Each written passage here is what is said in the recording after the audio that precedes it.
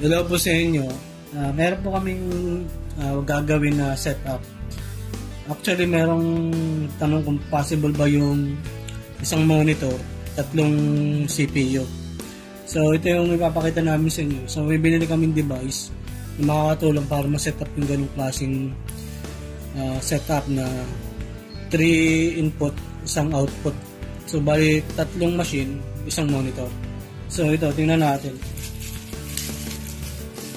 Kasi kung nasisikipan kayo sa table nyo, tatlo yung monitor nyo, tatlo yung keyboard nyo. So yan, ito. Tingnan natin ito. Sana gumana. Ito yung sinasabi ko sa inyo na yung output niya isa lang na papuntang monitor. Tapos apat yung in niya, yung input. So BGA yung gagamitin. So, tatlong BGA from machine o computer, papasok mo dyan, tapos yung output niya, isa lang. So, papakita natin, ano. Ayan. Chinese yung nakalagay, pero na lang natin, setup na lang natin. Nakita ko sa inyo to. Meron siyang user manual, kaso baliwala, kasi hindi maintindihan. So, ito, tingnan natin.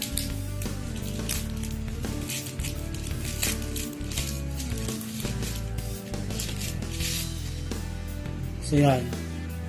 So, mayroon dyang BJ1, BJ2, BJ3.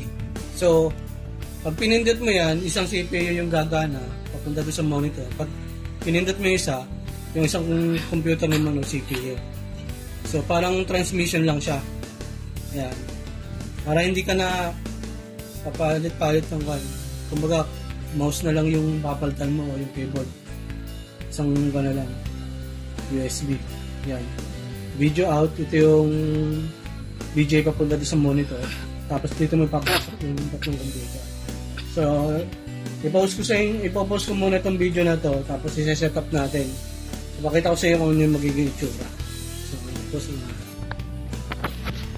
Ito mapapansin nyo tatlo yan.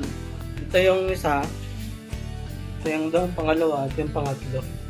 So, ang gagawin natin, kung nasa gitna na to, ito lang yung magiging video out niya. So sa baba, syempre yung mga CPU, tatlo yan.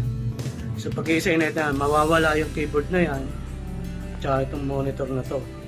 So matitirang keyboard, ito lang. Ang gagawin natin, yung USB nito, yung receiver nitong keyboard na to, yan lang yung pagpapalit-palitin. Kumbaga kung ano yung gagamitin mong CPU, dun mo isasaksak yung one. Katulad nitong isa, ganyan yung ginagawa ko dyan. Kinukuha ko lang yung USB nito, yung receiver nito, para magamit ko. Kasi hindi ko naman ginagamit yan sabay-sabay. Kasi may mga kailangan ako dyan sa bawat computer dyan. Kaya hiwa-hiwala yan. Yan. Kaya ngayon, ilinisin muna natin to tapos isa-set up to. So, pause muna natin. Bale na ikabit ko na yung tatlo galing sa CPU sa system natin. So tatlo yan, 1, 2, 3. So ang kailangan natin yung sa out. So kailangan natin isa pang BGA papunta dito sa monitor na to. So ngayon maghanap ako ng BGA, kulang ako ng BGA. Hello guys, napansin nyo ito, nakasetup na. Kanina tatlong computer yan, tatlong monitor. Ngayon isa na lang. Pinili ko na lang yung pinakamaliit para space saver. So, mapansin nyo dito, naka-open o nakalubog yung una. Tapos yung tatlo, hindi. So, yung makikita nyo dyan, yan yung una. So, mapansin nyo, binuksan ko rin yung pangalawang computer, yung CPU. Tsaka yung nandun sa dulo. So, ngayon ang gagawin natin, pansin nyo. So, pindutin ko itong pangalawa. Tingnan natin kung ano lalabas. So, mapansin nyo, iba na yung itsura. Ito yung ito yung CPU to. So, yan. So, ngayon, ang pipindutin natin, CPU 3. So, lang ibig sabihin yan, hindi nyo siya pwedeng since isa yung monitor natin, so gagamitin mo siya by isa-isa talaga. Hindi siya yung parang tatlo sabay na sa isang monitor. Yung pindutin mo kung ano yung CPU yung gagamitin mo. Since ako naman, yung case ko kasi, hindi ko naman sabay-sabay ginagamit yan eh. For demo purposes lang, kaya binuksan ko lahat. Kasi bawat CPU may mga kailangan ako dyan. So, may project ako dito sa kabila, may project ako sa kabila, may project ako or may market ako dito sa kabilang. So yun yung ang gagawin nyo nga lang dyan, since isa lang yung keyboard tsaka isa lang yung mouse, ang gagawin mo dyan, ililipat-lipat mo lang to, itong receiver ng mouse tsaka keyboard. Kung saan mo gagamitin, yun yung doon mo isasaksak o doon mo ilalagay sa, halimbawa, sa isang CPU 1.